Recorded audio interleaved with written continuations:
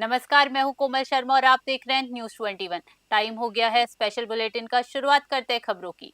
Devbhog block के पुराना पानी गांव में आजादी के 77 साल बाद भी ग्रामीण झरिया का पानी पीने को मजबूर है। महिलाएं रोज सुबह शाम करीब 2 किलोमीटर दूर से पीने का पानी लाती हैं। ग्रामीणों का कहना है कि सरकार की नल जल योजना के तहत पाइपलाइन बिछाई गई और पानी टंकी भी बनी, लेकिन टंकी सूखी पड़ी है।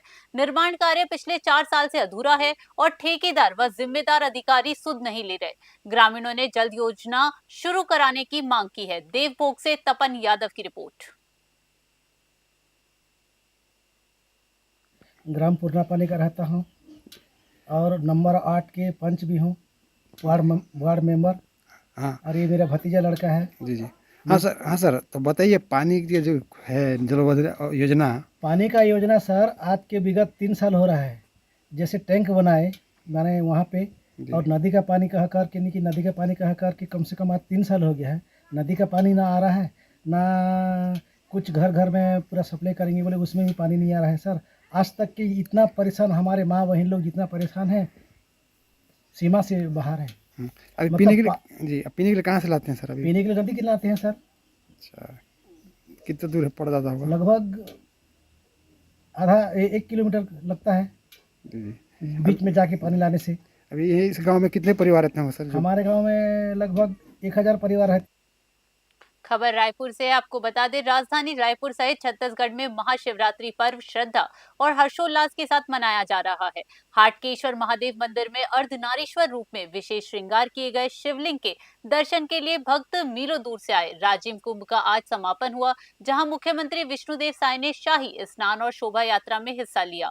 महानदी पैरी और सोडूर के त्रिवेणी संगम पर लाखों श्रद्धालुओं ने डुबकी लगाई। बुढ़ापारा और समता कॉलोनी से भव्य शिव बारात निकाली गई, जिसमें धुमाल, झांकी और अघोरी नृत्य आकर्षण का केंद्र रहे। प्रशासन ने सुरक्षा व भीड़ नियंत्रण के पुख्ता इंतजाम किए। रायपुर से लक्ष्मण बनुआ की रिपोर्ट।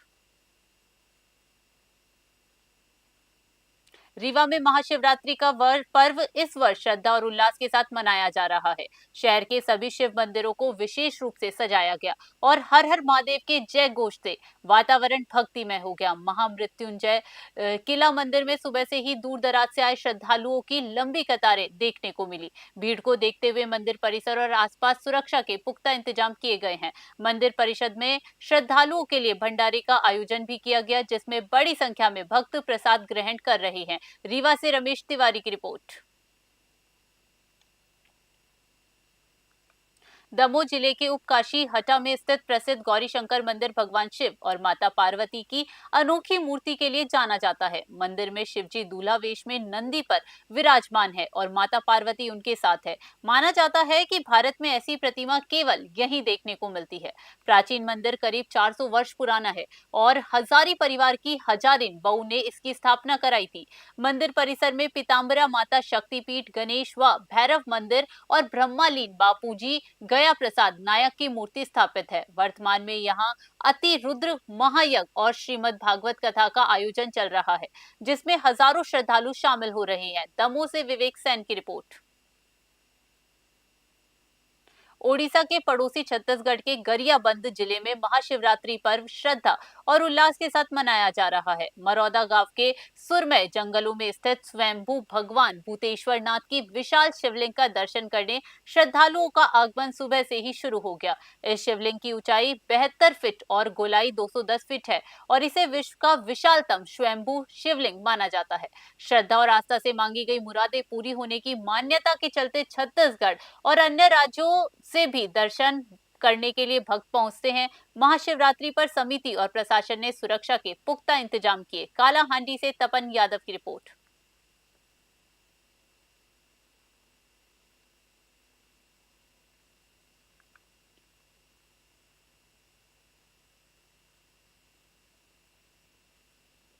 रीवा जिले में महाशिवरात्रि के पावन अवसर पर बैजू धर्मशाला से भगवान भोलेनाथ की भव्य बारात निकाली गई।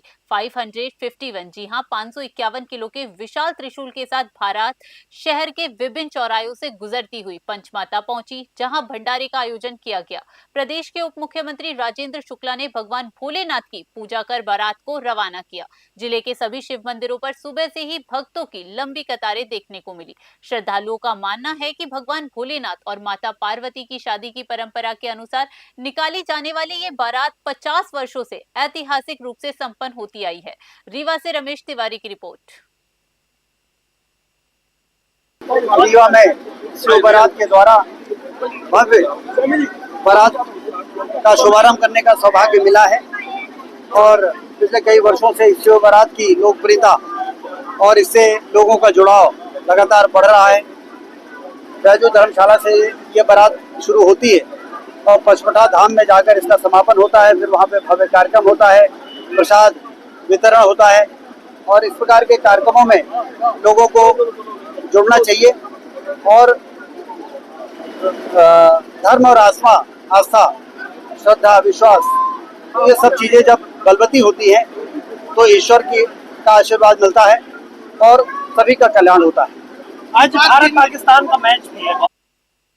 भागलपुर पीरपैंती में बन रहे 2400 मेगावाट पावर प्रोजेक्ट का निरीक्षण करने पूर्व केंद्रीय मंत्री अश्विनी चौबे पहुंचे। उन्होंने परियोजना की प्रगति का जायजा लिया और कहा कि 1100 एकड़ भूमि में स्थापित ये बड़ा बिजली प्रोजेक्ट क्षेत्र के विकास में महत्वपूर्ण भूमिका निभाएगा। अडानी पावर के माध्यम से बनने वाले इस प्लांट से राज्य की बिजली आपूर्ति मजबूत होगी और हजारों लोगों को प्रत्यक्ष व अप्रत्यक्ष रोजगार के अवसर मिलेंगे। निरीक्षण के दौरान अधिकारियों ने निर्माण कार्य और स्थानीय रोजगार सृजन की जानकारी दी। भाजपा नेता दिलीप मिश्रा, सुमन मिश्रा, रंजीत पांडे और पिंटू मंडल भी मौजूद रहे। भागलपुर से राहिल सिद्दीकी की रिपोर्ट।